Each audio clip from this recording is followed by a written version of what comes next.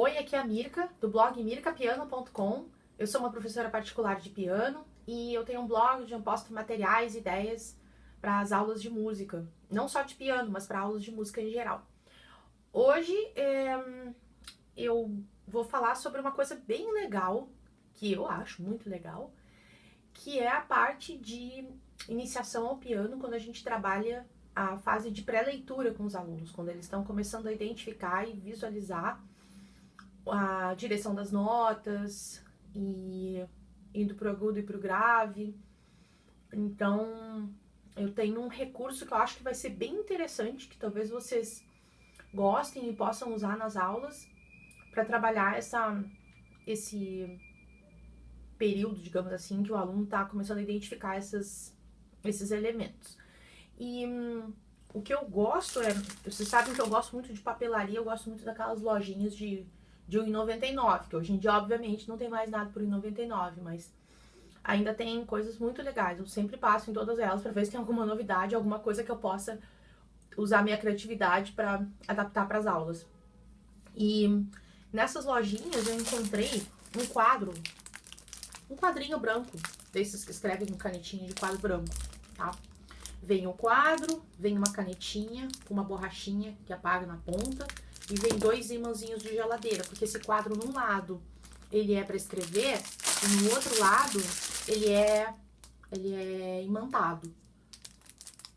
Eu tenho um aberto aqui para ficar melhor, tem várias cores também. Ó. E o legal é que ele cabe direitinho na estante de partitura. Então você pode usar ele para colocar ele na estante de partitura. A própria canetinha também, ela também tem um imãzinho. E aí você pode colocar na parte imantada. Peraí que eu peguei a parte errada. Você pode pegar a parte imantada e ela vai ficar. Cadê? Pronto. Então isso é super legal. Então, esse quadrinho ele é super versátil. Você pode usar ele para várias coisas. Pode fazer um ditado rítmico e o aluno escrever no quadrinho. Pode fazer desenho das notas. Nossa, diversas coisas. As partes da música, os acordes, diversas coisas. Os alunos gostam muito. E o fato dele ficar exatamente no tamanho aqui da estante de partitura é muito útil. Tem outros tamanhos também. Tem uns quadrinhos que são maiores, né? Tem quadrinhos que são maiores e tem outros que são um pouco menores. Então esse daqui que eu escolhi, eu achei que ficou num tamanho bom. Que não fica nem pequeno demais, nem grande demais. A outra coisa que eu achei interessante para ser utilizado, junto com esse quadrinho, para trabalhar essa parte de pré-leitura com os alunos, são esses ímãs. Eu comprei, tá até aqui o preço, acho que foi R$3, tá? Esses imãzinhos aqui eu comprei numa papelaria. Tem grande e tem esse pequenininho também. Então, esses ímãs é que eu vou utilizar para fazer as notas e as direções. É o que eu vou mostrar para vocês agora.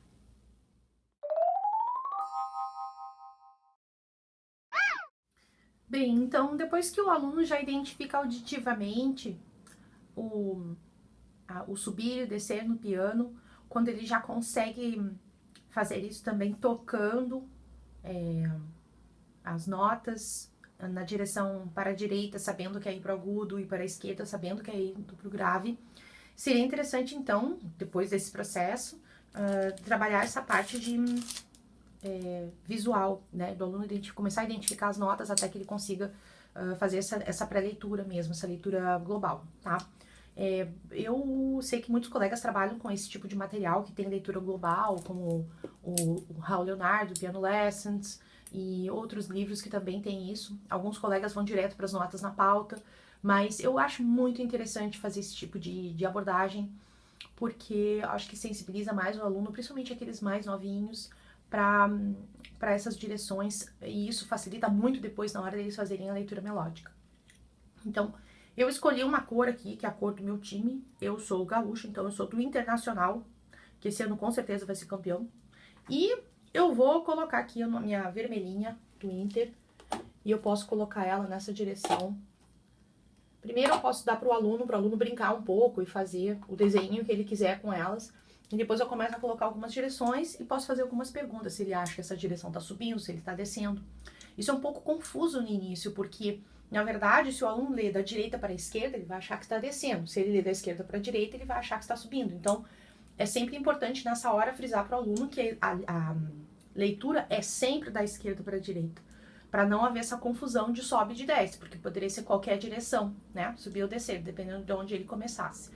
E uma vez que ele identificou, a gente sabe que tem 4 bolinhas vermelhas subindo, então ele pode tocar no piano as 4 notinhas indo em direção à direita.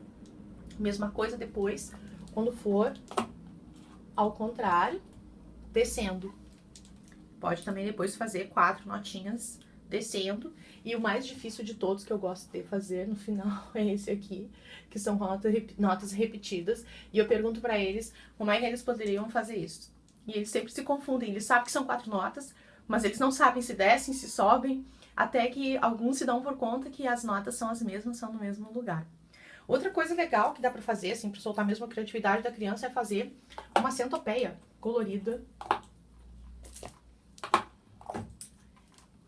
E fazer a centopeia subindo. Deixa eu fazer ela aqui. Bem feliz, lógico. Pronto. Agora a gente sabe em que direção que a centopeia tá subindo. Aliás, em que direção que a centopeia tá indo, ela tá subindo. Ou ela pode estar descendo. Ou depois que o aluno já identifica bem, quando ele já começa a fazer isso com facilidade, pode fazer várias direções da centopeia. Ela pode estar subindo e pode estar descendo. E aí, então, ele tocar essas direções no piano. Fica super divertido, eles adoram fazer isso. E eles, vocês podem, inclusive depois disso, fazer outras atividades, até outros desenhos, usar a criatividade mesmo para isso.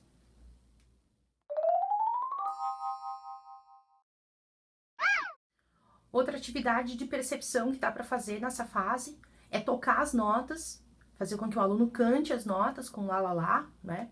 Ou mesmo com dó móvel, para aqueles que já conseguem trabalhar com dó móvel, e fazer um ditado melódico. E o aluno, então, desenhar se as notas estão subindo ou se elas estão descendo. Então, o professor faz o ditado e o aluno usa, agora eu vou colocar vou usar os imãozinhos pequenos, só porque eu quis mesmo, poderia ser o grande. E o aluno faria, então, a direção, pode ser com ímãs coloridos ou com um de uma cor só, na direção que o professor cantar ou tocar no piano. Então, essa atividade é muito legal, porque também permite que não só o aluno identifique visualmente, toque, já consiga decodificar esses sinais, mas também que ele consiga fazer isso auditivamente, e utilizando esse recurso do quadrinho e dos ímãs também.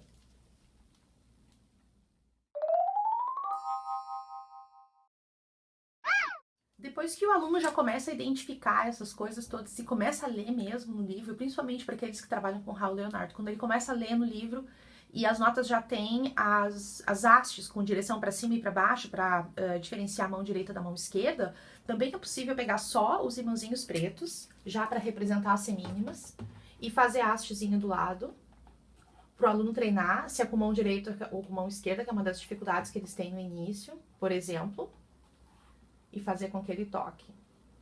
Sempre quando eu faço uma atividade, primeiro eu faço a atividade, o aluno realiza, e eu sempre gosto também depois de o aluno fazer a atividade para eu depois tocar. Então é uma troca que a gente faz que é muito legal. Também depois disso dá pra... Deixa eu aproveitar a borrachinha aqui para apagar. Também dá para fazer exercícios rítmicos depois que o aluno já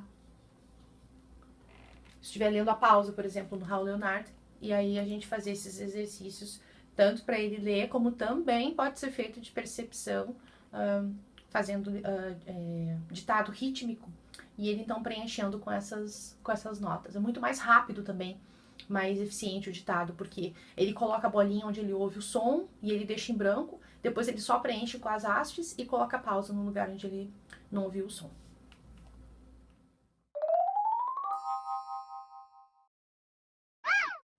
Bom, além dos ímãzinhos redondinhos, né, para simbolizar as notas, eu também uso outros ímãs com outros formatos de outros bichinhos, porque realmente faz um sucesso medonho com os alunos e é muito, muito bonitinho mesmo. Por exemplo, eu encontrei essas aqui de borboletinha, esse aqui do tênis All Star também é uma graça.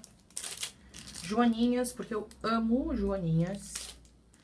E tem outro desses gatinhos também, que é muito bonitinho. E aí essas lojinhas de R$1,99, obviamente não mais pelo preço de R$1,99, vocês com certeza vão encontrar diversos aí, diferentes talvez desses que eu achei.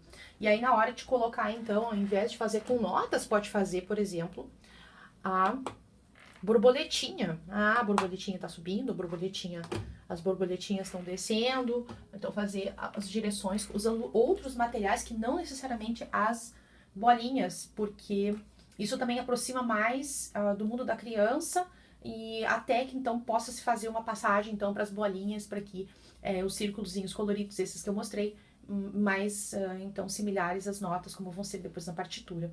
Mas fica muito bonitinho, eles gostam muito. Então a dica de hoje era essa. Esse quadrinho realmente é muito versátil, é muito útil. Esses ímãs também são recursos muito, muito legais que podem ser utilizados assim de diversas formas. Eu mostrei apenas algumas. Se vocês tiverem alguma ideia, já utilizem isso. Por favor, coloquem algum comentário aqui embaixo no post, porque eu adoraria trocar informações com vocês. Eu também quero aprender coisas novas e diferentes. Então, se vocês utilizarem de outra maneira, fazendo outros jogos, outras atividades, por favor, comentem para que as minhas aulas possam ser enriquecidas e as dos colegas que acessam o blog também. Então, era isso por hoje. Muito obrigada e tchau!